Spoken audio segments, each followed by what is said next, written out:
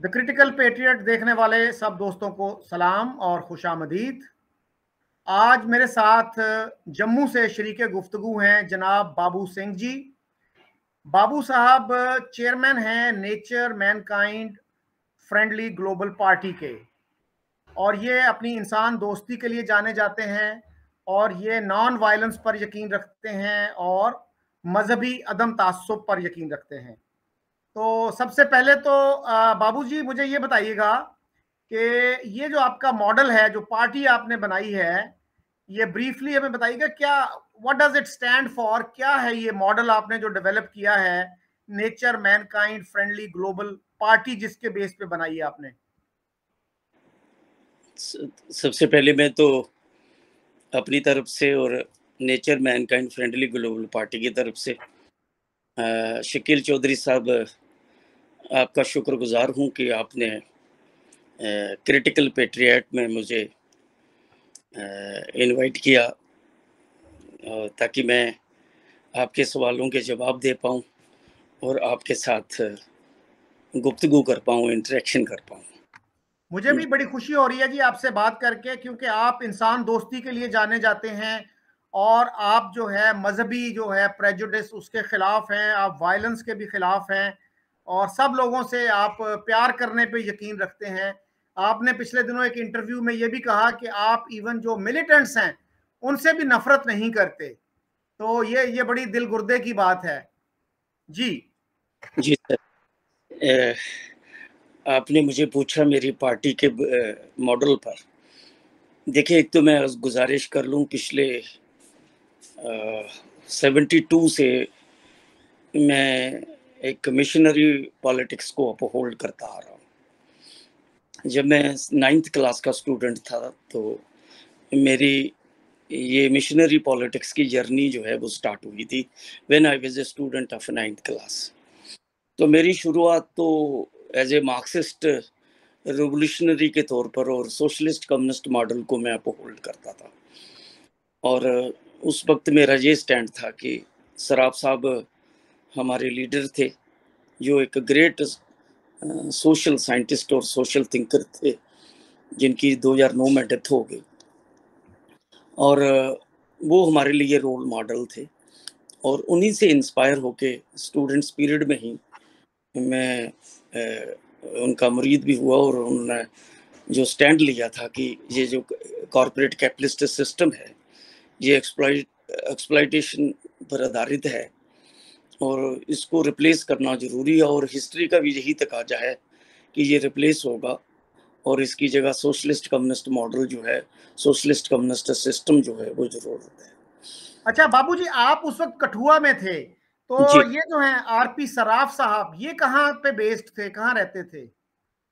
देखिए सराफ साहब तो बड़े क्वालिफाइड पर्सन थे। उन्होंने अपनी एमए तो लाहौर यूनिवर्सिटी से की थी हिस्ट्री में, और फिर जम्मू कश्मीर में जो फर्स्ट कॉन्स्टिट्यूंट असेंबली बनी थी 51 में, ये उसके रुकन थे, ये उसके रुकन थे। फिर जब 53 में शेख अब्दुल्ला की गिरफ्तारी हुई, उसके बाद जब जम्मू कश्मीर के अंदर चेंजेस हुई तो इन्होंने डेमोक्रेटिक नेशनल कॉन्फ्रेंस बनाई और उसके लीडर के रूप में ये उभरे। और उसके बाद डेमोक्रेटिक नेशनल कॉन्फ्रेंस का ताल्लुक जो है वो इंडिया की कम्युनिस्ट मूवमेंट से हो गया। तो कम्युनिस्ट पार्टी ने डीएनसी को रिकॉग्नाइज कर लिया एज ए पार्ट, और उसी के बेसिस पे फिर सराफ साहब जो हैं नेशनल काउंसिल के मेंबर बने। फिर 64 में जब कम्युनिस्ट पार्टी की डिवीजन हुई रशियन कम्युनिस्ट पार्टी की डायरेक्शन से कि आप जो नेहरू है वो एक जेन्युइन सोशलिस्ट सिस्टम बना रहा है तो आप उसके पीछे हो जाओ, तो उसी डायरेक्टिव के बेसिस पे यहाँ कम्युनिस्ट मूवमेंट की डिवीजन हो गई और कम्युनिस्ट पार्टी ऑफ मार्क्सवादी बन गई। फिर वहाँ वो उसके साथ चले गए। फिर 66 में मजदूरों की डायरेक्शन पर चारू मजूमदार की लीडरशिप में सीपीएम से एक ग्रुप निकला और उन्होंने सीपीआईएमएल बना ली। तो सराफ साहब चारू के साथ सीपीआईएमएल में थे और उनकी सेंट्रल कमेटी और पॉलिटी ब्यूरो के सदस्य थे। और उसके बाद जब इंडिया में वो नक्सलवाड़ी मूवमेंट स्टार्ट हुई थी सीपीएमएल की डायरेक्शन पर, तो वो उसी में थे। तो फिर उनकी 70s के पीरियड में यहाँ जम्मू में गिरफ्तारी हो गई थी, तो वो 2 साल इंटरोगेशन सेंटर में रहे हैं और फिर 2 साल के बाद वो रिलीज हो गए और फिर वो अंडरग्राउंड हो गए। तो जब मैं उनके राब्ते में आया तो उनके ग्रुप के का जो सिस्टम था, मैं उनसे मेरा वास्ता हुआ जब मैं स्टूडेंट था, तो उनका लिटरेचर आता था। तो उन्होंने बहुत सी बुक्स लिखी हैं, Indian society by Indian revolution could not attain its goal as yet, the character of Indian state, classes, political parties. तो वो सारा लिटरेचर वो उस वक्त ये एनालिसिस कर रहे थे कि हिंदुस्तान में ये इनकलाब जो है ये कामयाब क्यों नहीं हुआ और आज तक हम फंसे हुए हैं और डिवाइडेड हाउस हैं। तो he was just scientifically analysing की काज कहाँ है। तो उस पीरियड में हमारा वास्ता उनसे हुआ था। तो तब हमने उनके ग्रुप को ज्वाइन कर लिया। तो वो तो अंडरग्राउंड थे लेकिन उनके लोगों से हमारे वास्ते रहे। मेरी मुलाकात तो उनकी फिर लेट 78 के बाद हुई। 78 में किसी अंडरग्राउंड मीटिंग में मेरी उनसे मुलाकात हुई। तो फिर तो वो 86 वो भी 86 बाबूजी उसी नतीजे पे पहुंच गए थे जिस पे आज आप हैं कि भाई न कैपिटलिज्म न मार्क्सिज्म। हाँ सर, वो जब 76 में चाइना में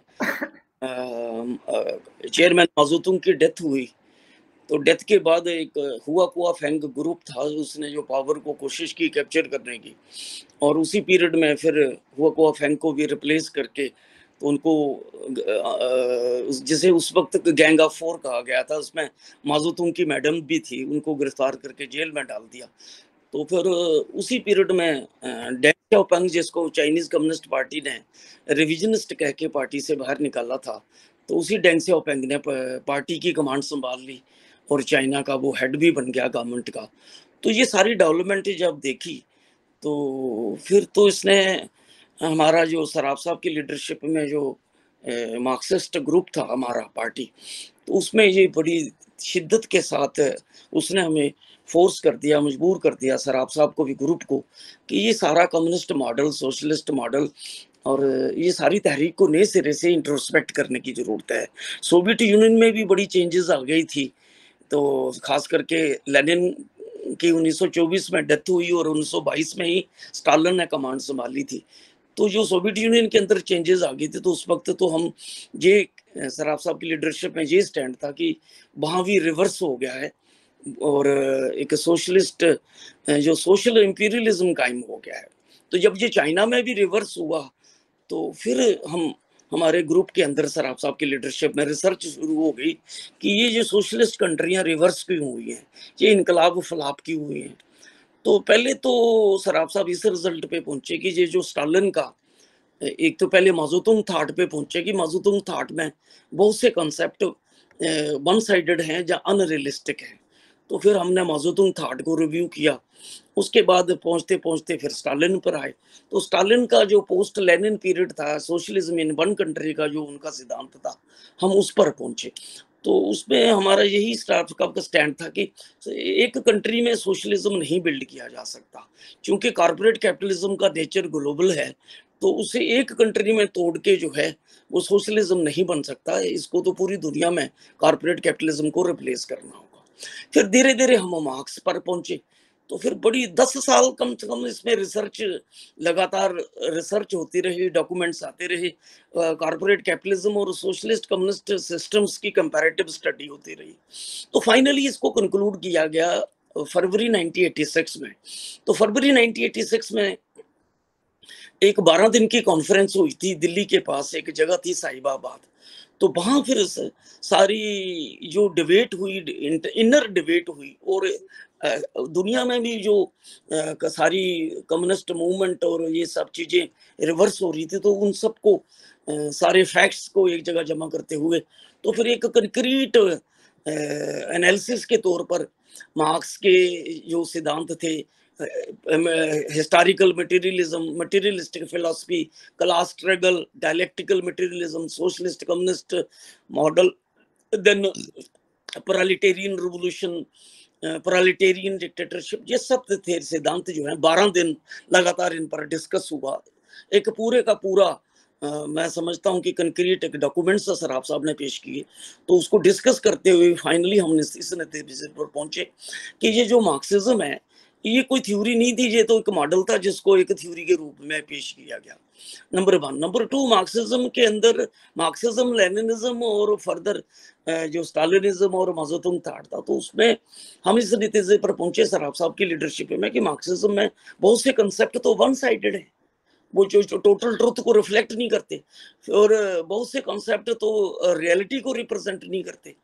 तो फिर सारा सोशलिस्ट कम्युनिस्ट मॉडल और मार्क्सिज्म को रिव्यू करते हुए इंटरनेशनल डेमोक्रेसी का मॉडल जो है, ये समझा कि अब दुनिया इंटरनेशनलाइज हो रही है, ग्लोबलाइज्ड हो रही है, तो दुनिया एक ग्लोबल सिस्टम की तरफ आगे बढ़ रही है, और दुनिया इस वक्त हिस्ट्री की जरूरत है कि एक ग्लोबल ऑर्डर और एक ग्लोबल सिस्टम बनाया जाए जो एक नए डेमोक्रेसी के नए कॉन्सेप्ट पर हो, कि पावर इस वक्त जो रिप्रेजेंटेटिव डेमोक्रेसी है, रिप्रेजेंटेटिव डेमोक्रेसी में पावर तो सेंट्रलाइज्ड है, जो पॉलिटिशियंस, ब्यूरोक्रेट्स, पॉलिटिकल पार्टीज, तो ये पुराने मॉडल की डेमोक्रेसी है, और इसको रिप्लेस करके एक ग्लोबल डेमोक्रेसी का सेटअप हो, और जिसमें एक ग्लोबल पार्लियामेंट हो, और पावर जो है वो रियल सेंस में पीपल को ट्रांसफर की जाए। उस वक्त तक तो हम एक तरफा फोकस कर रहे थे। 86 से लेकर 82 तक, 2002 तक तो सराफ साहब इस मॉडल पे काम करते रहे। लेकिन इसी पीरियड में जब दुनिया में मैं 94 तक तो सराफ साहब के साथ रहा। 94 में मेरे कुछ इख्तलाफात, कुछ बातों पे डिफरेंस थे, तो मैंने वहां से विड्रा किया। मैं उनकी सेंट्रल टीम में था और जम्मू कश्मीर का मैं इंचार्ज था। तो 94 में मैंने फिर डेमोक्रेटिक मूवमेंट नाम का एक प्लेटफार्म बनाया, और उसी डेमोक्रेटिक मूवमेंट का प्लेटफार्म मैं ये समझता था कि मास मूवमेंट और पावरफुल मास मूवमेंट को बिल्ड करने की जरूरत है, अदरवाइज ये मॉडल आगे नहीं जा सकता। तो फिर 2002 में मैंने एक मॉडल के तौर पर कठुआ सीट से इलेक्शन लड़ा। एक नए मॉडल से लड़ा। मेरे पास कोई गाड़ी नहीं थी, कोई पैसा नहीं था, एक सिंपल स्कूटर था जिसके आधार पे मैंने सारी कैंपेन करी और लोगों ने मुझे सपोर्ट करी। तो मैं कठुआ का 2002 में सब पार्टियों को हरा के मैं कठुआ का एमएलए बन गया। मेरी उस वक्त डेमोक्रेटिक मूवमेंट नाम का प्लेटफार्म था उसकी तरफ से। तो मैं जम्मू कश्मीर की 10th असेंबली का रुकन बन गया, और फिर मैंने जम्मू कठुआ के लोगों को कहा था कि अगर आप मुझे चुन के भेजते हैं, क्योंकि लाल किले से अटल बिहारी वाजपेयी ने ये अनाउंस किया था कि जो 10th असेंबली में एमएलए चुन के आएंगे, जम्मू कश्मीर के फ्यूचर पर उनसे बात की जाएगी। तो then we have decided it कि एक सीट पे लड़के हम एक रोड मैप जो है असेंबली में रखेंगे जम्मू कश्मीर के फ्यूचर पर। तो मैंने जनता के सामने ये बात रखी और जनता ने मुझे इलेक्ट भी कर दिया। और फिर मेरी जो पहली मेडन स्पीच है, मुझे असेंबली में 5 मिनट मिले थे, तो मैंने 2.25 घंटे जो है मुझे अलाउ किया गया। इवन चीफ मिनिस्टर ने मुझे अपना टाइम दिया, तो 2.25 घंटे मैंने जम्मू कश्मीर का ये जो आज आपको भी मैंने वीडियो भेजी थी, जहाँ जो मेरा स्टैंड है, ये मैंने 2002 को जम्मू में सेशन था, उसका पहला सेशन था कोलिशन गवर्नमेंट का, जिसका मैं पार्ट था। उस वक्त मुफ्ती सईद चीफ मिनिस्टर थे और सब पार्टियों की मिली जुली सरकार थी, तो हम भी उसके पार्ट थे। तो ये जम्मू कश्मीर को मैंने वहां रखा कि ये एक ना तो ये इंटीग्रल पार्ट है, ना ये किसी की सार रग है। तो ये 47 से डिस्प्यूटेड है, और इस डिस्प्यूट का नेचर जिसमें इंडिया, पाकिस्तान और जम्मू कश्मीर के अवाम है, इसलिए ये ट्राइलेटरल डिस्प्यूट है। और इस ट्राइलेटरल डिस्प्यूट का सॉल्यूशन ट्राइलेटरल डायलॉग के जरिए ट्राइलेटरल रोड मैप के बुनियाद पे हो। तो फिर मैंने अपना एक ट्राइलेटरल रोड मैप रखा, जो रोड मैप मैंने ये कहा कि जम्मू कश्मीर के एलओसी को खत्म करके इसको रीयूनिफाई करके इसको एक ऑटोनोमस फेडरल स्टेट बनाई जाए, और इसकी एक फेडरल असेंबली हो, इसके नीचे रीजनल असेंबलियां हो, और ये टॉप से बॉटम तक रीस्ट्रक्चर्ड, रीमॉडल्ड एक नए मॉडल की फेडरल स्टेट हो, और इंडिया पाकिस्तान यूनाइटेड जम्मू कश्मीर की डिफेंस, फॉरेन अफेयर्स, कम्युनिकेशन और जॉइंट डेवलपमेंट की जिम्मेदारी ले लें इन दी फॉर्म ऑफ इंडो पाक कंडोमिनियम्स। आने वाले 10-15 साल बड़े डेंजरस हैं। तो इसी सूरत में हमारा स्टैंड है कि पूरी दुनिया में जो फ्यूडलिज्म की वजह से और नेशनल कैपिटलिज्म की वजह से, या जो ग्लोबलाइज्ड हुआ है कैपिटलिज्म, उसकी वजह से जो दुनिया में डिस्प्यूट है, या कॉलोनियल पीरियड की जो लेगेसी है, डिस्प्यूट्स हैं आज तक चल रहे हैं, जैसे जम्मू कश्मीर का डिस्प्यूट है, मिडिल ईस्ट का डिस्प्यूट है, नॉर्थ कोरिया और साउथ कोरिया का डिस्प्यूट है, या दुनिया में जितने भी डिस्प्यूट हैं अब वो रेलेवेंट नहीं है। वो उनको पीसफुली और डेमोक्रेटिक तरीके से रिजॉल्व करने की जरूरत है, क्योंकि वो अब स्टम्बलिंग ब्लॉक बन गए हैं दुनिया की प्रोग्रेस के आगे, और अब वो रेलेवेंट नहीं है, रैशनल नहीं है, अनप्रोडक्टिव है, और उसको रिजॉल्व करने की जरूरत है गिव एंड टेक करके। तो इसलिए ये एक तकाजा है। और दूसरा, हमने जो ग्लोबल मॉडल की ट्यून में, nature Mankind friendly global model और ग्लोबल सिस्टम का जो हमारा गोल है, उसी ट्यून में हम जम्मू कश्मीर पर एक नया रोड मैप दे रहे हैं। वो जो ग्लोबल मॉडल का ही पार्ट है, उसी ट्यून में हम इंडिया पाकिस्तान की जो कन्फ्रंटेशन है, हॉट वार कोल्ड वार है, जिसको हम अनप्रोडक्टिव और अनडिजायरेबल मानते हैं, गलत मानते हैं, और जिसकी रूट 1947 की है, जो अननेचुरल कम्युनल पार्टीशन हुई थी। अब हम कहते हैं कि ये जो ग्लोबलाइज्ड वर्ल्ड और जो ग्लोबल चैलेंज है, उसका तकाजा है कि इंडिया पाकिस्तान की जो एनिमिटी है उसका खात्मा हो, पीस, फ्रेंडशिप, इंडो पाक पीस, फ्रेंडशिप और कोऑपरेशन जो है उसके लिए काम किया जाए, और प्रैक्टिकली उसको अचीव करने के लिए उस डायरेक्शन में आगे बढ़ा जाए और पब्लिक ओपिनियन बढ़ाई जाए। हम समझते हैं कि ये हिस्ट्री का बहुत बड़ा ब्लंडर था, अब वक्त आ गया है कि उसको ब्रिज किया जाए। तो उसके लिए हम एक रोड मैप दे रहे हैं कि इंडिया पाकिस्तान की बराबरी की बुनियाद पर इंडो पाक कन्फेडरेशन बिल्ड की जाए। और लेकिन आगे हमारा टारगेट है कि जो साउथ एशिया, जो सार्क में हम 1985 से ऑर्गेनाइज्ड हैं, लेकिन सार्क आगे नहीं बढ़ पाया ड्यू टू इंडिया पाकिस्तान की जो एनिमिटी और कन्फ्रंटेशन है, और खास करके जो जम्मू कश्मीर की मेन बोन ऑफ कंटेंशन बन गया है, जो जम्मू कश्मीर का डिस्प्यूट है, तो सार्क जो है वो वीक हो गई है। अब वर्तमान जो हिंदुस्तान की मोदी लेड रजीम है, इसने तो बिल्कुल ही एक तरफा डिप्लोमेसी अडॉप्ट करते हुए साउथ एशियन जो रीजनल कोऑपरेशन है उसको पूरी तरह खत्म कर दिया है, या उसमें जाना छोड़ दिया है। हम समझते हैं कि ये बड़ा अनफॉर्चुनेट है। तो हम ये समझते हैं कि साउथ एशिया जो है 192 से 200 करोड़ का ये खित्ता है। अगर ईरान को भी इसमें शामिल करें, क्योंकि ईरान तो मिडिल ईस्ट का पार्ट है, लेकिन हम इसको साउथ एशिया के कंटिग्यूस मानते हैं, तो अगर ये मिल जाता है तो 200 करोड़ से ज्यादा ये बड़ा खित्ता बन जाता है। अगर यूरोप वाले first world war, second world war लड़के तो यूरोपियन यूनियन बना सकते हैं, यूरोपियन पार्लियामेंट बना सकते हैं, यूरोपियन करेंसी बना सकते हैं, तो हम क्यों नहीं इंडिया पाकिस्तान वाले अपनी दुश्मनी जो है अब रेलेवेंट नहीं है उसको खत्म करके इंडो पाक कन्फेडरेशन बिल्ड कर लें। फिर हम दोनों मिलके साउथ एशिया को एक नए मॉडल की, नेचर मैनकाइंड फ्रेंडली जो एक सिस्टम की जरूरत है, उसकी बुनियाद पे साउथ एशिया को रीस्ट्रक्चर करें, रीमॉडल करें in the form of South Asian confederation. तो साउथ एशियन कन्फेडरेशन तो एक दुनिया का मरकज बन सकता है।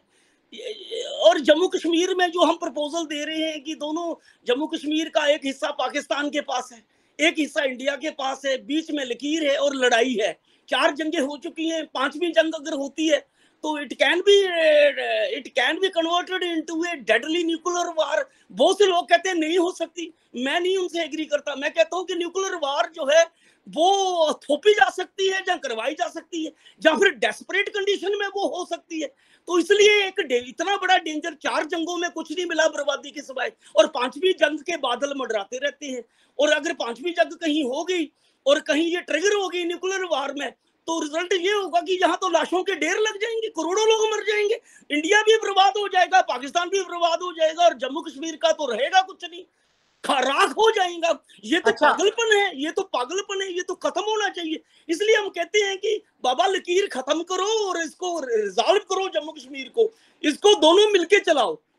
जी बाबूजी, आपने एक तो कन्फेडरेशन की बात की कि साउथ एशियन कंट्रीज की कन्फेडरेशन बननी चाहिए, तो कन्फेडरेशन तो बहुत आगे की चीज है। बहुत से लोग ये कहेंगे कि ये एक यूटोपियन आइडिया है, वो मुल्क जो नॉर्मल रिलेशन नहीं रख सकते एक दूसरे के साथ, वो कन्फेडरेशन की तरफ क्यों जाएंगे? तो ये जो बताइएगा कि बहुत सारे लोगों को नहीं पता कि मसला कश्मीर पैदा कैसे हुआ।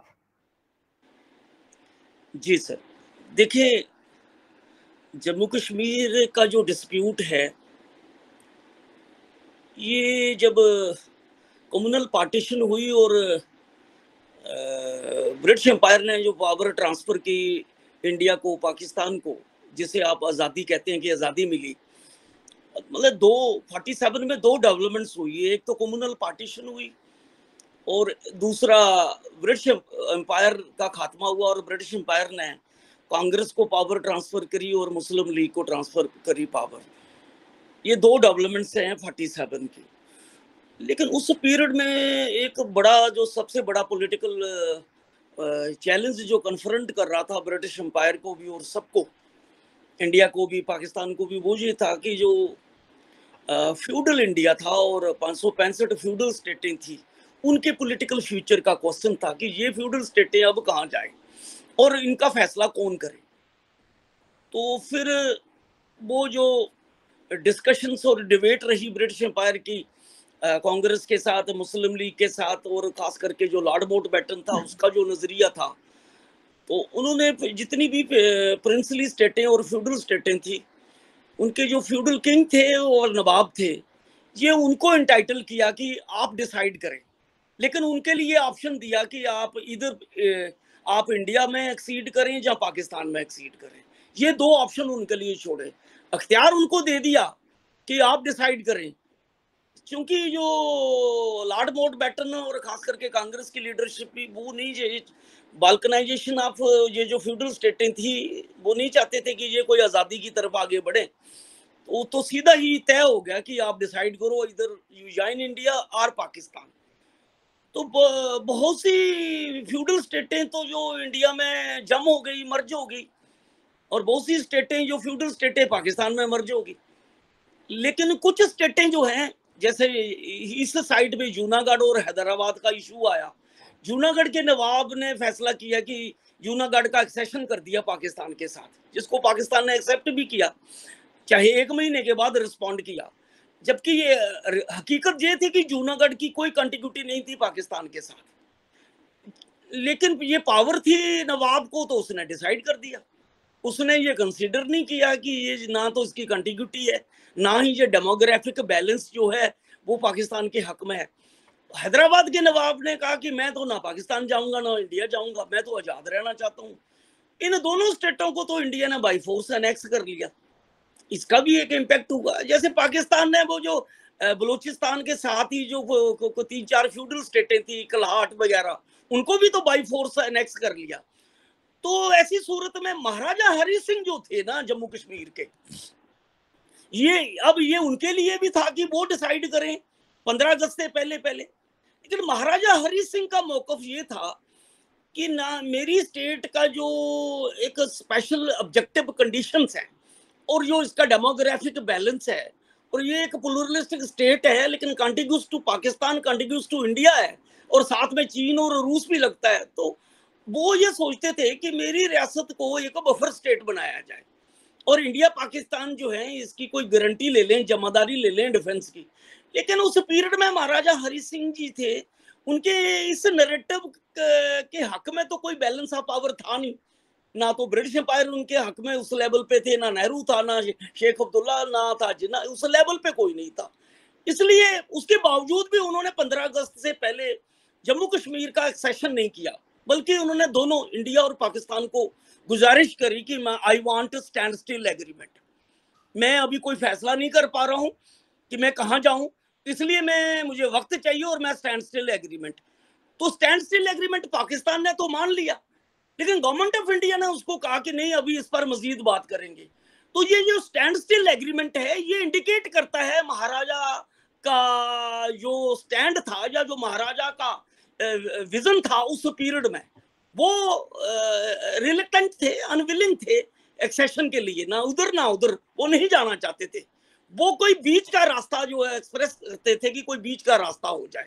लेकिन उस सूरत में ही जब ये सारी जूनागढ़ हैदराबाद की डेवलपमेंट्स हुई, तो उसी पीरियड में एक डिजाइन भी चेंज हुआ, और 22 अक्टूबर 1947 को लॉर्ड माउंटबेटन की इन्वॉल्वमेंट से भी, फिर प्राइम मिनिस्टर एटली की भी डायरेक्शंस थी, वो सारी चीजें एविडेंस हैं। तो उसके बेसिस पे 22 अक्टूबर 1947 को जम्मू कश्मीर रियासत में ये ट्राइबल इन्वेजन या ट्राइबल इनकर्शन हो गया। तो सारी सूरत जो है, फिर उसके बाद जम्मू कश्मीर का जो आज हम कन्फ्रंट कर रहे हैं मसला, तो उसको इसके साथ भी हम लिंक करते हैं। जब ट्राइबल इन्वेजन हो गया, तो फिर हरि सिंह जो अभी स्टैंड स्टिल एग्रीमेंट की डिमांड कर रहे थे, वो मजबूर हो गए, उन्होंने गवर्नमेंट ऑफ इंडिया से सपोर्ट मांगी, और गवर्नमेंट ऑफ इंडिया ने कहा कि पहले आप एक्सेशन करो, फिर देंगे मिलिट्री सपोर्ट। तो महाराजा हरि सिंह ने फिर 26 अक्टूबर 1947 को जम्मू कश्मीर स्टेट का एक प्रोविजनल एक्सेशन कर दिया। देखिए बाकी जो फ्यूडल स्टेटें थी ना इंडिया इस तरफ, जो इंडिया में जम हुई, वो तो फुली एक्सीड कर गई इंडिया के साथ, लेकिन महाराजा हरि सिंह जो है उन्होंने जम्मू कश्मीर को फुली एक्सीड नहीं किया। इंस्ट्रूमेंट एक्सेशन में उन्होंने डिफेंस, फॉरेन अफेयर्स और कम्युनिकेशन, ये 3 सब्जेक्ट जो है वो इंडिया को सौंपे और उन्होंने कहा कि बाकी सारे अख्तियार जो है वो मेरे होंगे। और उसको यहाँ बीपी मेनन आए थे, वो लेके चले भी गए, और लॉर्ड माउंटबेटन जो गवर्नर जनरल थे हिंदुस्तान के, उन्होंने इसको एक्सेप्ट भी कर लिया। बल्कि उन्होंने कम्युनिक भी भेजा महाराजा हरि सिंह को कि जब यहाँ पीस कायम हो जाएगा, रेडर क्लियर हो जाएंगे, तो यहाँ के अवाम को, जहाँ के स्टेट सब्जेक्ट को पूछा जाएगा, और वो फाइनल फैसला जम्मू कश्मीर के फ्यूचर का या जम्मू कश्मीर के एक्सेशन का फाइनल फैसला तो जम्मू कश्मीर के अवाम करेंगे। ये तो रिकॉर्ड है ना, जो कम्युनिक भेजा उसने लॉर्ड माउंटबेटन ने। हमारी स्टोरी तो फिर उस पीरियड में फिर इंडियन आर्मी आई, एक लिमिटेड वार हुई, और फिर उस लिमिटेड वार के पीरियड में ही जिस तरीके से जवाहरलाल नेहरू जो हमारे प्राइम मिनिस्टर थे, उन्होंने तो हरि सिंह जी जो महाराजा थे, स्टेट के रूलर थे लास्ट, उनको तो कंसल्ट ही नहीं किया ना। वो तो लॉर्ड माउंटबेटन की एडवाइस पे वो तो यूएनओ में चले गए, और यूएनओ में कंप्लेंट कर दी जब पाकिस्तान के अगेंस्ट, और कहा कि ये एग्रेसर है, मेरी स्टेट में जो एक्सेशन हुआ है पाकिस्तान अग्रेसर है। और वो चैप्टर 6 और आर्टिकल 35 के तहत सिक्योरिटी काउंसिल में ये मामला जो है दर्ज हो गया। फिर उसके बाद रेजोल्यूशन 38 के तहत सीज फायर हो गया, और सीज फायर तो इन्होंने मान लिया, इंडिया ने भी मान लिया, पाकिस्तान ने मान लिया, लेकिन बीच में जो रूलर थे, जो स्टेट के रूलर थे, उनको तो कंसल्ट नहीं किया गया, उनको तो पूछा ही नहीं गया। और उन्होंने तो एक लेटर लिखा होम मिनिस्टर को कि मैं तो, मेरी तो टेरिटरी वापस नहीं आई है, मैं तो एक्सेशन को वापस करूंगा, लेकिन इन्होंने नहीं पूछा। तो उस सूरत में फिर जब सीज फायर हुआ, और उस यूएन के सीज फायर रेजोल्यूशन के बाद सीज फायर लाइन के बेसिस पे जम्मू कश्मीर का बंटवारा हो गया। और सारे जो इंपीरिकल एविडेंस है, ये तो एक नूरा कुश्ती, ये सेटल था, ये एक डिजाइन था जम्मू कश्मीर स्टेट को बांटने का। स्टेट तो बांट दी, लेकिन बांट भी दी और फंसा भी दिया, एक डार्क टनल में जम्मू कश्मीर को फंसा दिया, और ऐसा फंसा दिया कि आज तक वो जम्मू कश्मीर उस डार्क टनल में फंसी हुई है। और फिर यूएन ने रेजोल्यूशन डाल दिया प्लेबिसट का, इन्होंने मान भी लिया, शर्तें भी मान ली। वो शर्तें थी कि पाकिस्तान फोर्सेस विड्रॉ करेगा, इंडिया रिड्यूस करेगा, और यहाँ लोगों को पूछा जाएगा कि आपने कहाँ जाना है। ऑप्शन तो 2 ही थे, इधर इंडिया और पाकिस्तान, लेकिन वो हुआ ही नहीं। तो ये सारी फिर शुरू से ही जम्मू कश्मीर को ये आज तक मिसहैंडल ही करते आए हैं, और आज मिसहैंडलिंग इस लेवल पे पहुंच गई है। तो हम ये मानते हैं, फिर ये इनके स्टैंड बदल गए, फिर इन्होंने यूएन के रेजोल्यूशन को या यूएन को बाईपास करते हुए इंडिया पाकिस्तान ने ताशकंद डिक्लेरेशन पे साइन कर दिए 65 की वार के बाद दौरान। फिर इन्होंने 71 की वार के बाद शिमला अकॉर्ड में क्लॉज 6 में तय कर लिया कि अब हम इंटरनेशनल फोरम में नहीं जाएंगे, बल्कि आपस में बायलैटरली इसको सेटल करेंगे, जितने भी मसले हैं इंक्लूडिंग जम्मू कश्मीर का मसला। फिर वाजपेयी साहब लाहौर गए बस पे, तो वहां उन्होंने नवाज शरीफ के साथ लाहौर डिक्लेरेशन पे यही तय किया कि हम अब आपस में इसको सेटल कर लेंगे बायलैटरली। तो एक तरफ तो जम्मू कश्मीर का मामला यूएनओ में फंसा रहा, वहां से विड्रॉ नहीं हुआ, दूसरी तरफ इन्होंने उसको सुपरसीड करके जो बायलैटरल एग्रीमेंट कर लिए। ना तो यूएन का रेजोल्यूशन इंप्लीमेंट हुआ, ना इनके ये जो 3 बायलैटरल एग्रीमेंट हैं वो सेटल हुए। 48 से यहाँ यूएनओ के मिलिट्री ऑब्जर्वर बैठे हैं, लेकिन ये दोनों ही, इनका जो स्टैंड है, 94 में इंडियन पार्लियामेंट ने एक रेजोल्यूशन पास किया कि ये यूनानिमस रेजोल्यूशन, सब पॉलिटिकल पार्टियां सिग्नेटरी हैं इंडिया की, कि ये हमारा इंटीग्रल पार्ट है। और उधर पाकिस्तान का भी यही स्टैंड है कि जम्मू कश्मीर बनेगा पाकिस्तान, ये तो अनफिनिश्ड एजेंडा है 47 की पार्टीशन का, या ये हमारी रेगुलर वेन है। तो ये दोनों ही जो बड़े एक्टर हैं जम्मू कश्मीर के मसले में जो इन्वॉल्व हुए हैं, तो इनका स्टैंड रियलिटी के मुताबिक नहीं है। ये जो रेजोल्यूशंस डाले इन्होंने पार्लियामेंट में, ये मैं नहीं मानता, मैं इनको गलत मानता हूं, क्योंकि ये रियलिटी को रिफ्लेक्ट नहीं करते। अब रियलिटी क्या है? रियलिटी ये है कि जम्मू कश्मीर स्टिल 1947 से लेकर अब तक स्टिल एक अनसेटल्ड पॉलिटिकल डिस्प्यूट है, और इस पॉलिटिकल डिस्प्यूट में इंडिया पाकिस्तान इन्वॉल्व हो गए हैं 47 से, और जम्मू कश्मीर के अवाम तो इसके बेसिक फरीक हैं। और जिस तनाजे में 3 फरीक हों, वो ना तो यूनिलैटरल मसला है ना वो बायलैटरल मसला है, बल्कि उसका नेचर ट्राइलैटरल है। इसलिए हम कहते हैं कि अब ट्राइलैटरल जो पॉलिटिकल डिस्प्यूट है, आपने आज तक बायलैटरल मेथड से और मंशा रखी यूनिलैटरल, उसके जरिए इसको टैकल करने की कोशिश करी, फिर मिलिट्री मीन से इसको टैकल करने की कोशिश करी। तो जम्मू कश्मीर का मसला बजाय एड्रेस होने के, सेटल होने के, ये ज्यादा खराब होता गया, जबकि उस मिस हैंडलिंग से और इंडिया पाकिस्तान की जो कन्फ्रंटेशन रही है ओवरऑल और जम्मू कश्मीर पर, उसका रिजल्ट ये हो गया कि 88 में यहाँ मिलिटेंसी शुरू हो गई और काउंटर मिलिटेंसी शुरू होगी। ये भी मिलिटेंसी और काउंटर मिलिटेंसी भी तो उनके पीछे तो दोनों की इन्वॉल्वमेंट तो है ना, तो उसकी लाखों लोगों ने तो उसमें भी अपनी बलियां दे दी, रोज मरे जा रहे हैं। तो हम समझते हैं कि और अभी जो 5 अगस्त 2019 को जो वर्तमान जो हमारी सरकार है, मोदी लेड सरकार है, बजाय इसको कि कोई सेंसिबली जम्मू कश्मीर के इस अनसेटल्ड ट्राइलेटरल पॉलिटिकल डिस्प्यूट को कोई सेंसिबली हैंडल किया जाता, बिना सोचे समझे इसको एक ब्रूटली मिसहैंडल किया गया, बुलडोज किया गया और एक मॉन्यूमेंटल ब्लंडर किया गया, बिना सोचे समझे। एक तो इस स्टेट को डिग्रेड कर दिया, 101 साल पुरानी स्टेट को आपने 2 यूनियन टेरिटोरी में बांट दिया। कोई पावर नहीं है आपके पास, इंडियन पार्लियामेंट के पास कोई पावर नहीं है।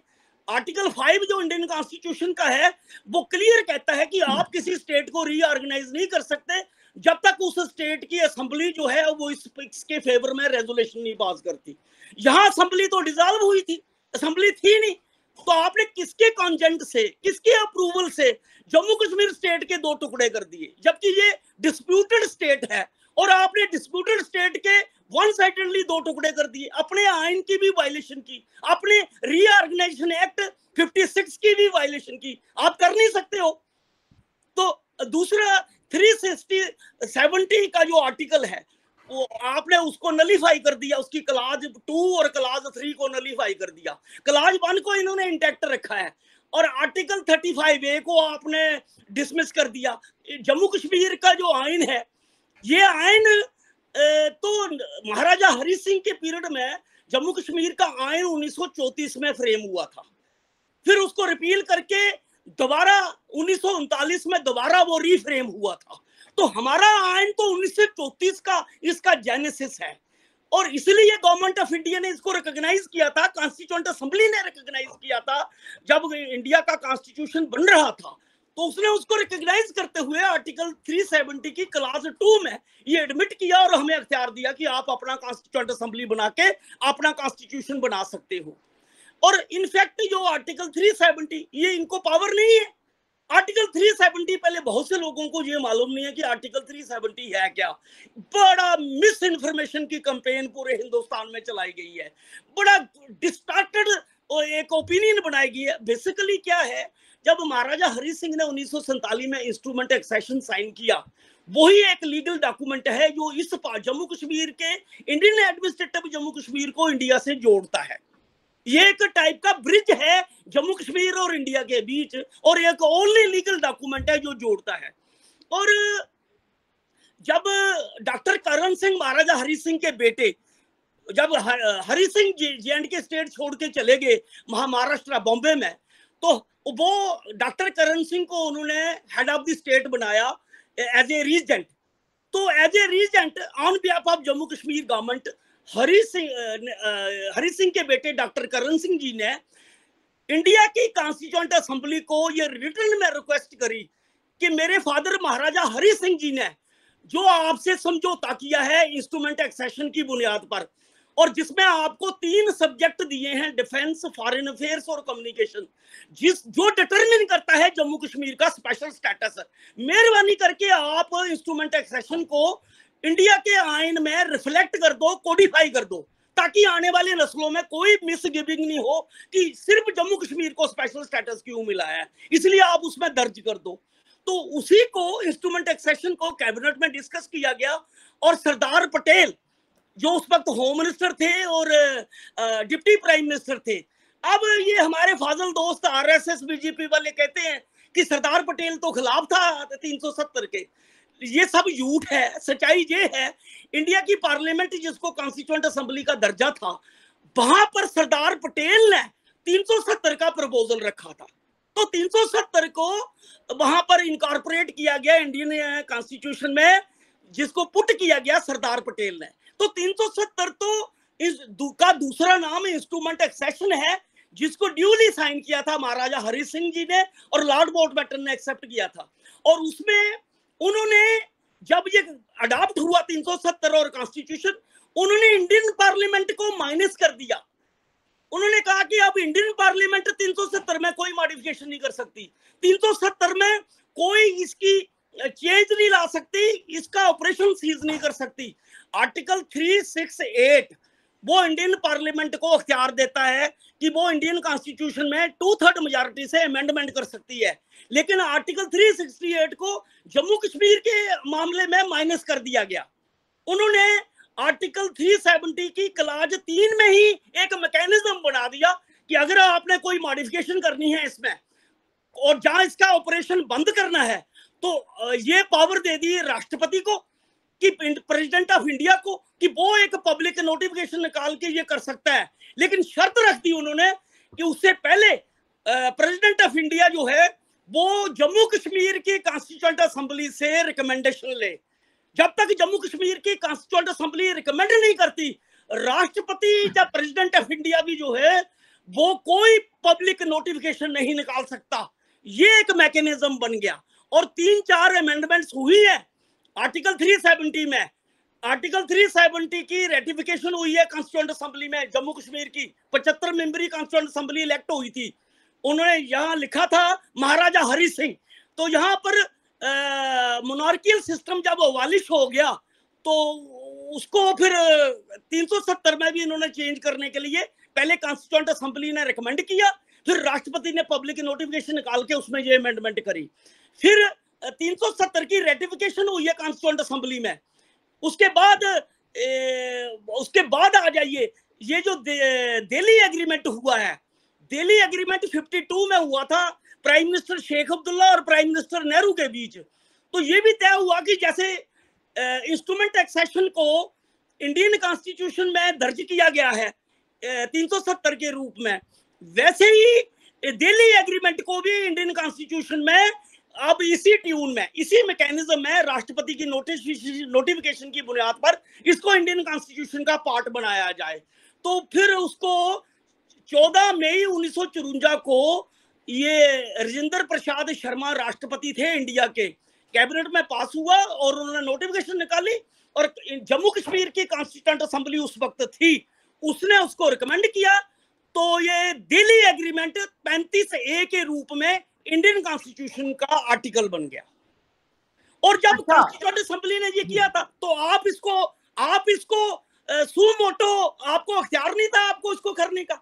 ये तो कॉन्स्टिट्यूशनली भी गलत है, लीगली भी गलत है और पॉलिटिकली भी ये मिसहैंडलिंग है। इससे कोई अच्छे रिजल्ट नहीं निकले इसके ये हुआ कि ऑलरेडी जो हालात खराब है वो मजीद और जम्मू कश्मीर के अवाम की एलिनेशन में इजाफा हुआ है।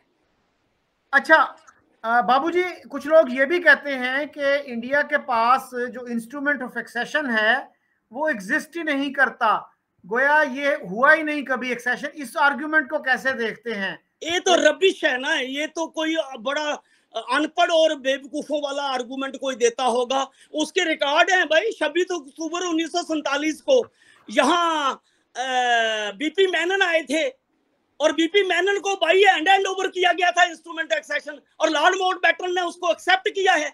और आप आर्काइव में चले जाएं तो लॉर्ड माउंटबेटन का जो कम्युनिक है महाराजा हरि सिंह जी को कि हमने आपका इंस्ट्रूमेंट एक्सेशन एक्सेप्ट किया और फाइनल फैसला इसका जो है वो जम्मू कश्मीर के स्टेट सब्जेक्ट करेंगे, ये तो रिकॉर्ड है। ये लोग जो है स्टडी करते नहीं और ऐसे आर्गुमेंट देते रहते हैं। ये आपको पता ना, एक वेस्टर्न स्कॉलर ने अपनी किताब में ये आर्गुमेंट दिया है, आपको इल्म है? वेस्टर्न स्कॉलर वो फिर अनपढ़ स्कॉलर है, उसकी स्टडी और उसकी इन्वेस्टिगेशन है ही नहीं। इसका मतलब है उसको जम्मू कश्मीर की एबीसी नहीं आती। अच्छा सर, अभी बताइए कि आगे अगर चलना है, हमने इस मसले को रिजॉल्व करना है, तो ब्रीफली ये बताइए कि क्या है 4-5 चीजें जो करनी होंगी और ताकि इस मसले को हम रिजॉल्व कर सकें और साउथ एशिया के लोग जो हैं वो सुख का सांस ले सकें, वो आगे बढ़ सकें, तरक्की कर सकें, खुशहाली हासिल कर सकें, तालीम, सेहत ये उनकी बेहतर हो सके? मैं समझता हूँ कि एक तो कुछ शॉर्ट टर्म प्रपोजल है और एक लॉन्ग टर्म प्रपोजल है। शॉर्ट टर्म तो मैं ये समझता हूँ कि जो 5 अगस्त 2019 को जो स्टेट को तोड़ा गया है और इसको 2 यूनियन टेरिटरी में बांटा गया है, वो गलत है। गवर्नमेंट ऑफ इंडिया उस फैसले को विड्रॉ करे, नंबर 1। और जम्मू कश्मीर का जो स्टेट का दर्जा है उसको बहाल करे। ये पहला स्टेप गवर्नमेंट ऑफ इंडिया ने उठाना चाहिए, क्योंकि वो स्टेप गलत है गवर्नमेंट ऑफ इंडिया का। वो उनको पावर नहीं है और ये मिसहैंडलिंग है, ये ब्रूटल मिसहैंडलिंग है, मॉन्यूमेंटल ब्लंडर है। गवर्नमेंट ऑफ इंडिया को एडमिट करना चाहिए और उसको करेक्ट करना चाहिए। दूसरा, जम्मू कश्मीर में जो आइन है डिसमिस किया हुआ है, वो हमारा हक है, उसको बहाल करना चाहिए। तीसरा, जो हमारा 1927 का जो स्टेट सब्जेक्ट रूल था, फिर वो 1932 की नोटिफिकेशन में स्टेट सब्जेक्ट रूल आया महाराजा हरि सिंह के पीरियड में। वो स्टेट सब्जेक्ट का रूल तो जम्मू के डोगरे और कश्मीरी पंडितों की प्रतिनिधि सभा की डिमांड पर महाराजा हरि सिंह ने 1927 में यहाँ के रिसोर्सेस, यहाँ की नौकरियां, प्रिविलेज, उसको प्रोटेक्ट करने के लिए लोगों की डिमांड पर ये स्टेट सब्जेक्ट का रूल आया था। और फिर उसको दिल्ली एग्रीमेंट में यही तो नेहरू ने एडमिट किया था कि ये आपका हक है। ये जम्मू कश्मीर की असेंबली का राइट है कि जम्मू कश्मीर के पुश्तैनी बाशिंदे कौन है, जिसका फैसला दिल्ली नहीं करेगी, इसका फैसला जम्मू कश्मीर की असेंबली करेगी। ये तो दिल्ली एग्रीमेंट और 35A में ये रिकॉग्नाइज किया गया है। और उसी के बेसिस पे 1963 में ये जो परमानेंट रेजिडेंट सर्टिफिकेट एक्ट बना, वो जो पुराना स्टेट सब्जेक्ट रूल था उसको मॉडिफाई करते हुए ये बना, तो इन्होंने उसको डिसमिस कर दिया है, उसको बहाल किया जाना चाहिए। नंबर 4 जो है, ये जो एक डिजाइन है जम्मू कश्मीर की डेमोग्राफी को डिस्टर्ब करने का, मैं ये समझता हूं कि ये सेंसिबल मूव नहीं है। ये जो पॉलिटिकल प्रॉमिस हुए थे उस पीरियड में, कॉन्शियसली पॉलिटिकल प्रॉमिस हुए थे हमारी लीडरशिप के। देखिए, एक मुस्लिम मेजॉरिटी स्टेट जो है वो इस्लामिक मॉडल को या इस्लामिक थ्योरी को रिजेक्ट करते हैं, और एक इस्लामिक पाकिस्तान जो पास था उसको रिजेक्ट करके, और उन्होंने हिंदू मेजॉरिटी लिबरल इंडिया को ऑप्ट किया। तो इसी बुनियाद पे किया ना कि उनको प्रॉमिस किया गया कि आपका डेमोग्राफिक बैलेंस को डिस्टर्ब नहीं किया जाएगा, आपकी जो आइडेंटिटी है उसको डिस्टर्ब नहीं किया जाएगा, और आपको वहां से निस्बत जहां ज्यादा प्रोटेक्शन होगी कॉन्स्टिट्यूशनली। तो ये एक हिस्टोरिकल प्रॉमिस थे। तो उन प्रॉमिसेस को अब कांग्रेस खामोश क्यों है? ये कांग्रेस की ड्यूटी है ना। आरएसएस तो शुरू से हिंदू नेशनलिज्म के एक कम्युनल आउटलुक से लैस थी, तो उसका तो शुरू से स्टैंड है, लेकिन ये गारंटी तो कांग्रेस पार्टी की थी ना। तो कांग्रेस पार्टी ने पूरे हिंदुस्तान को ये इन्फॉर्म क्यों नहीं किया, तैयार क्यों नहीं किया? अब कांग्रेस कंफ्यूज्ड क्यों है? कांग्रेस को स्टैंड लेना चाहिए कि ये हमारा एक हिस्टोरिकल, और ये एक पॉजिटिव, और मैं समझता हूं कि ये सही कदम था। ये बड़ी अचीवमेंट थी कि एक मुस्लिम मेजॉरिटी स्टेट को, वो बजाय इतने बड़े कम्युनल दंगे हुए, 10 लाख लोगों के कत्ल हुए 1947 में, फिर यहाँ जम्मू कश्मीर में दंगे हुए, कत्ल हुए, तो उसके बावजूद भी जो है उसका असर नहीं हुआ, और ये इस्लामिक पाकिस्तान की जाने के बदले इन्होंने रुजू किया हिंदुस्तान में। आज तो ये महसूस कर रहे हैं कि फिर जिन्ना ठीक था, वो जिन्ना ठीक कहता था कि हिंदुओं पर और हिंदू लीडरशिप पर ट्रस्ट नहीं किया जाता। तो ये क्या साबित करना चाहते हैं कि जिन्ना को ये करेक्ट साबित करना चाहते हैं, ये मिसहैंडलिंग और ये गलत काम करके। इसलिए मैं कहता हूं कि ये बंद करें। ये तीसरा ये है कि जो आपने 5 अगस्त 2019 को वो यहाँ पर अनडिक्लेयर्ड इमरजेंसी लगाई हुई है, उसको खत्म करें यहाँ पर, और जो रिप्रेशन हो रहा है उसको बंद करें। तीसरा ये देखिए, अभी सईद अली शाह गिलानी की डेथ हुई है। बाबा, मैं उनसे डिसएग्री करता हूं। मैं सईद अली शाह के जो साहब के जो नरेटिव था ग्रेटर इस्लामिक स्टेट का, जहां प्रो पाकिस्तान, मैं नहीं एग्री करता, लेकिन एक तो एडमिट करना पड़ेगा ना, सैयद अली शाह गिलानी को एक टॉल स्टेचर का लीडर रहा है वो कश्मीर का, लाखों लोग उसके फॉलोअर रहे हैं, ये तो मान लो ना, आप एडमिट कर लो। लेकिन मरे हुए आदमी के साथ आपने क्या किया? उसकी डेड बॉडी को खुद ही ले गए और कहां उसको दफनाया। ये तो पूरी दुनिया में हमारी बदनामी हो रही है कि हम मुर्दों को भी बख्शते नहीं है, हम मुर्दों के साथ भी दुश्मनियां करते हैं। जबकि गिलानी साहब डिजर्व करते थे कि जहां उनको, उनकी ख्वाहिश थी कि जहां बाकी लोग दफन हुए हैं वहां भी उनको किया जाए, लेकिन उनकी ख्वाहिश को नहीं पूरा किया गया। तो इसके रिजल्ट अच्छे नहीं होते हैं, इससे ज्यादा गुस्सा बढ़ता है, एलिनेशन बढ़ती है, रिजल्टमेंट बढ़ती है, इससे कोई नेशनलिज्म मजबूत नहीं होता, ये गलत पॉलिसी है। तीसरा मैं ये कहता हूं कि ये जो अभी recently national security advisor Ajit Doval और पाकिस्तान के सिक्योरिटी एडवाइजर यूसुफ, दोनों 3 महीने ट्रैक टू डिप्लोमेसी के तहत ये मिलते रहे, दुबई में मिलते रहे। मैं कई वर्षों से कह रहा था कि 2 लेवल का सीज फायर बड़ा जरूरी है, तो कम से कम ये हमारी आवाज को सुना गया या समझा गया। और 3 महीने लगातार डायलॉग करने के बाद जो आप कह रही हो कि ये इम्पॉसिबल है, अभी 2003 का जो हमारे पीरियड में सीज फायर हुआ था ना LOC पे, वो सीज फायर रिस्टोर नहीं हुआ। अभी इंडिया और पाकिस्तान के DGMO ने उसको अनाउंस किया है। हम कहते हैं कि बाबा आप एक हाई लेवल का इंडो पाक समिट बुलाइए, सिर्फ ब्यूरोक्रेटों तक नहीं रखिए।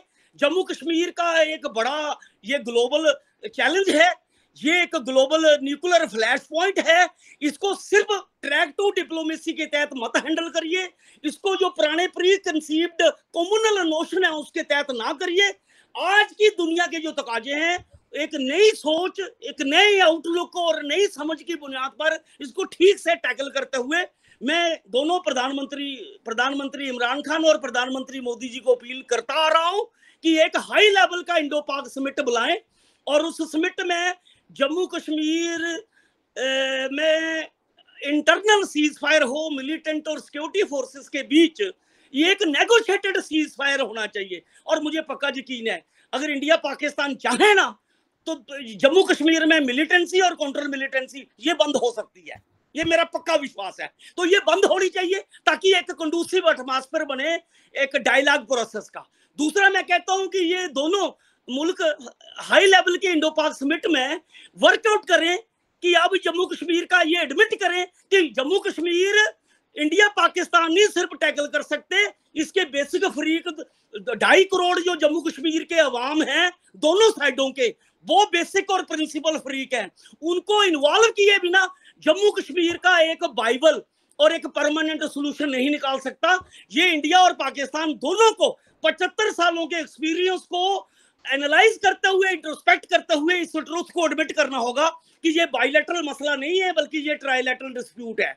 और फिर ट्राइलेटरल डायलॉग के हालात बनाने होंगे, और ट्राइलेटरल डायलॉग के लिए हम प्रपोज कर रहे हैं कि दोनों इंडिया पाकिस्तान और जम्मू कश्मीर के रिटायर जजेस को मिला के एक इम्पार्शियल कमीशन बने और उस कमीशन के तहत जम्मू कश्मीर के दोनों हिस्सों में वो नुमाइंदे चुने जाएं जो ट्राइलेटरल डायलॉग प्रोसेस में इंडिया पाकिस्तान के साथ बैठे। वो एक तो ये वर्कआउट करना चाहिए और दूसरा कुछ कॉन्फिडेंस बिल्डिंग मेजर लेने चाहिए। ये जो जम्मू कश्मीर को एक मिलिटराइज्ड जोन बनाया गया है, ये डीमिलिटराइज्ड इसको किया जाना चाहिए। जितने ड्रकोनियन लॉ हैं उनकी इंप्लीमेंटेशन बंद होनी चाहिए और उनको विड्रॉ करना चाहिए। जम्मू कश्मीर के अंदर लोगों को बोलने की फुल आजादी होनी चाहिए, बोलने पर उनको गोली नहीं मिलनी चाहिए, बोलने पर उनको जेल नहीं मिलनी चाहिए, बोलने पर उनको हरासमेंट नहीं मिलनी चाहिए।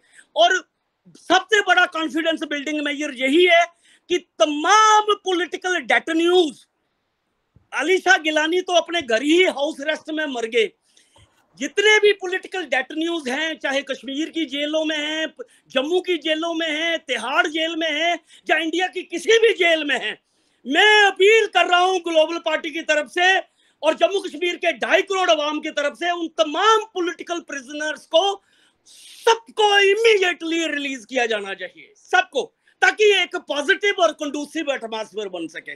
और ट्राइलेटरल डायलॉग प्रोसेस को आगे बढ़ाना चाहिए। इसके अलावा कुछ कॉन्फिडेंस बिल्डिंग मेजर लेने चाहिए, कुछ रास्ते खोलने चाहिए, जैसे करगिल और स्कर्दू का रूट खोलना चाहिए, पुंछ रावलाकोट का जो रूट है वो बंद पड़ा है उसको खोलना चाहिए, जारी रखना चाहिए, बारामूला और मुजफ्फराबाद का जो रूट है उसको बंद पड़ा है उसको खोलना चाहिए। मैं तो कहता हूं कि जहां जम्मू के पास सचेतगढ़ और सियालकोट ये आधे घंटे का रास्ता भी नहीं है, तो वो रूट पुराना रूट है हमारा, तो सचेतगढ़ और सियालकोट, जो सचेतगढ़ तो जम्मू का पार्ट है ना, तो ये रूट खुलना चाहिए, और ये रूट और कई रूट खुल सकते हैं। और तीसरा ये है कि हम जो जम्मू कश्मीर के लोग हैं, हम जम्मू कश्मीर को एक स्टेट देखना चाहते हैं, महाराजा हरि सिंह की स्टेट को रीयूनिफाई करना चाहते हैं। जो लाखों लोग 47 में बिछड़े, माइग्रेट हुए, जो मीरपुर, पुंछ, मुजफ्फराबाद से माइग्रेट होकर जम्मू आए, उनको इमोशनल अटैचमेंट है वहां पर, जो अपनी जायदादें, जमीनें, अपने बुजुर्ग छोड़ के आगे, उनको मौका मिलना चाहिए कि वो वहां जाएं।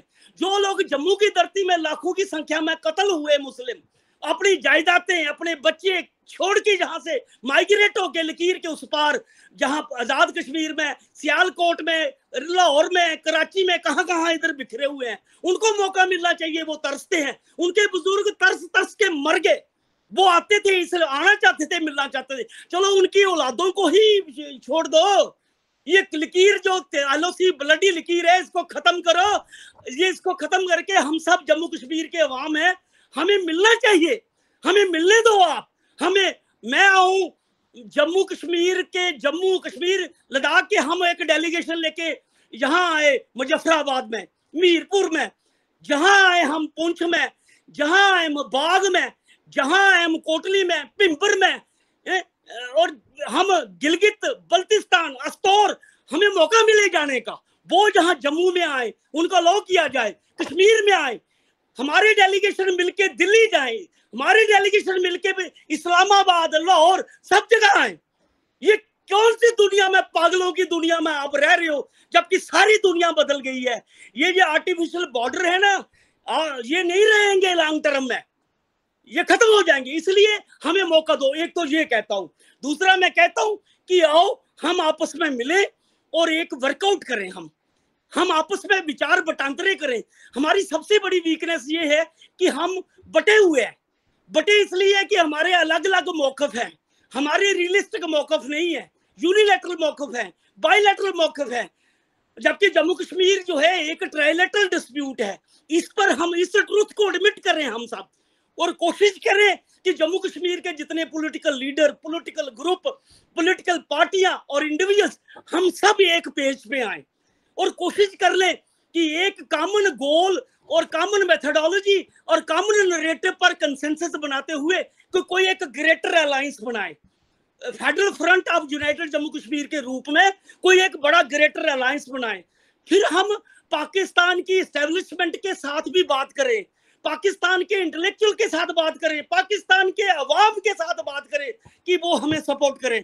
फिर हम इंडिया में जाएं, इंडिया के एक एक स्टेट में जाकर उनको अपील करें कि ये रास्ता जो है ये युद्ध का रास्ता है, ये बर्बाद कर देगा इंडिया पाकिस्तान को, ये बर्बाद कर देगा जम्मू कश्मीर को। लेकिन ये जो रास्ता है कि जम्मू कश्मीर स्टेट को एक यूनिफाई करके इसको एक फेडरल स्टेट बना के इंडिया पाकिस्तान लड़ाई करने के बदले जॉइंटली इसको करें। आप कहते हो यूटोपियन है, ये पॉसिबल है सर। यूरोप में देखें, यूरोप में फर्स्ट वर्ल्ड वार हुई, करोड़ों लोग मरे। यूरोप में सेकंड वर्ल्ड वार हुई, करोड़ों लोग मरे। फ्रांस और जर्मन की कितनी पुरानी दुश्मनी थी, सब दुश्मनियां खत्म करके उन्होंने अपने बॉर्डर खोल दिए। उन्होंने नहीं यूरोपियन यूनियन बनाई, उन्होंने यूरोप के करेंसी बना ली, उन्होंने नहीं यूरोपियन कॉमन मार्केट बना ली। अगर वो कर सकते हैं तो हम क्यों नहीं कर सकते? हाँ, अगर बर्लिन की दीवार जर्मन और ईस्ट जर्मन, वेस्ट जर्मन के लोग तोड़ सकते हैं, तो ये जो जम्मू कश्मीर का LOC और इंडिया पाकिस्तान के बीच जो बारूद से भरा हुआ इंटरनेशनल बॉर्डर है, ये करने क्या है? बारूद ये रेलेवेंट नहीं है, ये खत्म होने चाहिए। मतलब LOC को भी कॉरिडोर बनाओ, इंडो पाक जम्मू कश्मीर कॉरिडोर, और इंटरनेशनल बॉर्डर को भी खत्म करके जहां कन्फेडरेशन के तहत, इंडो पाक कन्फेडरेशन के तहत इसको इंडिया पाकिस्तान ग्लोबल कॉरिडोर बनाओ, जहां टॉप इंटरनेशनल यूनिवर्सिटियां बने, इंटरनेशनल लेवल के हॉस्पिटल बने, रिसर्च सेंटर बने। पाकिस्तान और इंडिया की फिल्म इंडस्ट्री जहां पर कॉम्प्लेक्स बनाए, टीवी इंडस्ट्री जहां पर आए, जर्नलिस्ट जहां इंडिया पाकिस्तान के जॉइंटली काम करें, तो ये तो पूरी दुनिया इंस्पायर होगी इससे। कहां हम पागलों की दुनिया में चले गए? अब साउथ एशिया को एक होना पड़ेगा, साउथ एशिया को मिलके आगे बढ़ना होगा। एक ग्लोबलाइज्ड वर्ल्ड में आप 8वीं सेंचुरी की सोच लेके आगे नहीं बढ़ सकते हो। आप एक कम्युनल थिंकिंग, जो फ्यूडल थिंकिंग लेके 21st सेंचुरी एक ग्लोबल सेंचुरी है, उसमें आप आगे नहीं बढ़ सकते हो। इसलिए हम सबको मैं अपील करता हूं कि हमारे आउटडेटेड, पैरोकियल, सेक्टेरियन और कम्युनल आउटलुक जो है वो खत्म करें। हम हिंदू से ऊपर उठे, मुस्लिम से ऊपर उठे, जम्मू के डोगरों से ऊपर उठे, कश्मीरियों से ऊपर उठे, हिंदुस्तान पाकिस्तान से ऊपर उठते हुए एक ग्लोबल आउटलुक बनाते हुए, साउथ एशियन आउटलुक बनाते हुए जम्मू कश्मीर का डिस्प्यूट भी सेटल करें एक नए मॉडल के बेसिस पे, इंडो पाक कंडोमिनियम के मॉडल पे। फिर इंडिया पाकिस्तान की बंटवारे को ब्रिज करें इंडो पाक कन्फेडरेशन के रूप में। देखिए कितनी तरक्की होती है। अरे लोग गुर्बत से मर रहे हैं, बच्चों का फ्यूचर डार्क में है, किसान दोनों साइडों से भूखे और मर रहे हैं। हमें उस पर तवज्जो देनी है या एटम बम, मिसाइलें और बस ये लड़ाइयां लगवाए के रखना है? ये सब बंद होनी चाहिए। और अच्छा सबको मैं अपील करता हूं, तो ये एक तो लॉन्ग टर्म तो हमारा यही है कि जम्मू कश्मीर ट्राइलेटरल डिस्प्यूट का एक परमानेंट सॉल्यूशन हो। उसके लिए हमने रोड मैप दे दिया है कि जम्मू कश्मीर पर जब बात हो ट्राइलेटरल तो सारे रोड मैप डिस्कस हों। अगर कोई चाहता है कि ग्रेटर इस्लामिक पाकिस्तान में मर्ज होना है, उसको मौका दो। अगर कोई आजादी चाहता है उसको भी मौका दो। अगर कोई ऑटोनॉमी चाहता है उसको भी मौका दो। तमाम मौकफ के बाद फिर कोशिश करो। हम कहते हैं कि ये सब वन साइडेड है, इसका ट्राइलेटरल सॉल्यूशन निकालो, जम्मू कश्मीर को फेडरल स्टेट बनाओ और इंडिया पाकिस्तान जॉइंट इसकी डिफेंस, फॉरेन अफेयर्स, कम्युनिकेशन और डेवलपमेंट की जिम्मेदारी ले। ये मॉडल जो है, ये नैरेटिव इंडिया की भी इज्जत रहती है, पाकिस्तान की भी इज्जत रहती है और जम्मू कश्मीर की भी इज्जत रहती है। तीनों की भिन्न भिन्न पोजीशन हो जाती है। मुझे पक्का यकीन है कि ये एक्सेप्टेबल हो सकता है, सिर्फ समझने और सोच, और ये प्रैक्टिकल है। ये कोई यूटोपियन नहीं है, कोई दुनिया में कई, यूरोप की मैंने मिसाल दे दी, अंदौरा एक टेरिटरी है डिस्प्यूटेड, उसको 2 कंट्रियां चला रही हैं। अच्छा ये अंटार्कटिका है, अंटार्कटिका पर 29 कंट्रियों की कन्फेडरेशन है। तो दुनिया अब आयरलैंड को नहीं, आयरलैंड के साथ नहीं उसका बर्तानिया का कंप्रोमाइज हुआ है। तो दुनिया में ऐसे हैं अरेंजमेंट, कहां यूटोपियन है? ये बिल्कुल प्रैक्टिकल है और रैशनल है। जी बाबूजी, आपने बड़ा पैशनेटली बात की कि इस खित्ते को आगे बढ़ना चाहिए, लेकिन पाकिस्तान में ऐसे लोग भी होंगे जो कहेंगे कि आप जो है दरपर्दा अखंड भारत की बात कर रहे हैं। लेकिन मैं उसके अलावा भी 1-2 चीजें आपसे पूछना चाह रहा हूं कि सैयद अली गिलानी साहब ने एक दफा कहा था कि पहले मैं रिस्पॉन्ड करना चाहूंगा अखंड भारत पर। जी ब्रीफली। ये बड़ी इंपॉर्टेंट बात है और बड़ी सेंसिटिव है। अब मैं तमाम भाइयों से ये गुजारिश करूंगा कि मेरा और ग्लोबल पार्टी का और हम सब साथियों का जो फेडरल फ्रंट बनने जा रहा है, जो Jammu Kashmir United piece movement है, हम अखंड भारत के कम्युनल कंसेप्ट को फुली रिजेक्ट करते हैं। हम उसको फुली रिजेक्ट करते हैं, हम उसको एक्सेप्ट नहीं करते अखंड भारत की थ्योरी पर। इंडिया में कुछ राइट विंग लोग थे पार्टीशन से पहले कि पार्टीशन करवा दो और पाकिस्तान बनने दो, जिन्ना को बनाने दो, बड़ी जल्दी ये फेल होके वापस आएगा। ये एक उनकी असेसमेंट थी। और ये मतलब है कि आप आज हम अखंड भारत के मॉडल को नहीं एक्सेप्ट करते। हम कहते हैं भले इंडिया 138 करोड़ का है और पाकिस्तान 25 करोड़ का या 22 करोड़ का है, लेकिन पाकिस्तान मेरी नजर में एक स्ट्रेटेजिक मुल्क है। मैं बहुत इंपॉर्टेंस देता हूं पाकिस्तान को और पाकिस्तान के 25 करोड़ लोगों को। हिंदुस्तान 138 करोड़ का साउथ एशिया का बड़ा प्लेयर है, लेकिन दोनों की जो 47 का है बंटवारा, उसको मैं कहता हूं ब्रिज करो। तो अखंड भारत का मॉडल नहीं है। मैं कहता हूं कि बराबरी, इक्वालिटी के बेस पे इंडो पाक कन्फेडरेशन बनाओ। जब मैं ये कहता हूं कन्फेडरेशन, उसका मतलब ये है कि ये 2 स्टेट्स हैं, भले इनकी बुनियाद कम्युनल है। देखो इंडिया पाकिस्तान की 2 नेशन थ्योरी के बेसिस पे इनकी फाउंडेशन कम्युनल है, ये एडमिट कर लो। और इनको ये रीस्ट्रक्चर और रीमॉडल करना होगा, इंडिया को भी और पाकिस्तान को भी। लेकिन हमें ये ट्रुथ मान के चलना होगा कि अब ये 2 नेशन स्टेट है और ये रियलिटी बन गई है और हमें बराबरी की बुनियाद पर, और इंडिया बड़ा कंट्री है इसलिए इसकी कंधों पे बड़ी जिम्मेदारी है कि वो पाकिस्तान को और पाकिस्तान के लोगों को वो दुश्मन समझना बंद कर दे। जैसे अटल बिहारी वाजपेयी ने लाहौर यात्रा के दौरान मेयारे पाकिस्तान की विजिटर बुक में लिखा था, I wish a strong and stable Pakistan. और उन्होंने वहां जो स्पीच की थी, उन्होंने कहा था कि जहां मैं जाऊंगा वापस तो बहुत से लोग इस बात को गलत कहेंगे, लेकिन मुझे उसकी चिंता नहीं है, मैं पाकिस्तान को रिकॉग्नाइज करता हूं। इसलिए मैं बाबू सिंह अब इस चीज को हम एडमिट करते हुए, पाकिस्तान एक नेशन स्टेट है, भले ही हम टू नेशन थ्योरी को नहीं मानते, गलत मानते हैं, वो सिर्फ पाकिस्तान के लिए, हम इंडिया के लिए भी कहते हैं कि ये टू नेशन थ्योरी लॉजिकली भी फाल्टी है, रैशनली भी फाल्टी है और हिस्टोरिकली भी फाल्टी है। क्योंकि कोई मजहब जो होता है, टू नेशन थ्योरी मजहब के बुनियाद पे है, हिंदू और मुस्लिम जो कम्युनिटी है उसके बेसिस पे ये टू नेशन थ्योरी है। देखिए रिलीजियस कम्युनिटी जो होती है वो नेशनैलिटी नहीं होती, उसका बेस नेशन नहीं होता, वो नेशन का फाउंडेशन नहीं होती है। ये फ्यूडल आइडेंटिटी है और नेशनल बिल्डिंग का बेस नहीं हो सकता, चाहे वो मेजॉरिटी हो तो चाहे वो मेजॉरिटी हो। इसलिए टू नेशन थ्योरी की बुनियाद ही गलत है, वो उसकी कम्युनल बुनियाद है, उसकी धर्म बुनियाद है। और जिसकी धर्म बुनियाद होगी, एक धर्म हो या मल्टी धर्म हो, वो अल्टीमेटली कम्युनल समाज बनाएगी और समाज में पोलराइजेशन करेगी। इसलिए हम उसको एक्सेप्ट नहीं करते। लेकिन इस चीज को हम एक्सेप्ट करते हैं कि जो हो गया 1947 में बंटवारा, दो नेशन स्टेट बन गए, लेकिन अब ये अपनी दुश्मनियां खत्म करें, पीस, फ्रेंडशिप और कोऑपरेशन करें और पास्ट के जो ब्लंडर हैं उनको ठीक करने की तरफ आगे बढ़ते हुए अपने बच्चों का और अपने लोगों का एक बेटर फ्यूचर बनाने के लिए कंधे से कंधा मिलके हम आगे बढ़े और आगे इतना बढ़ जाए कि साउथ एशिया को दुनिया का एक बड़ा मॉडल बना ले, बड़ा मरकज बना ले। इसलिए आपने अखंड भारत का कहा, वो सबको मैं कहना चाहता हूं कि हम अखंड भारत के मॉडल को नहीं मानते और उसको हम रिजेक्ट करते हैं।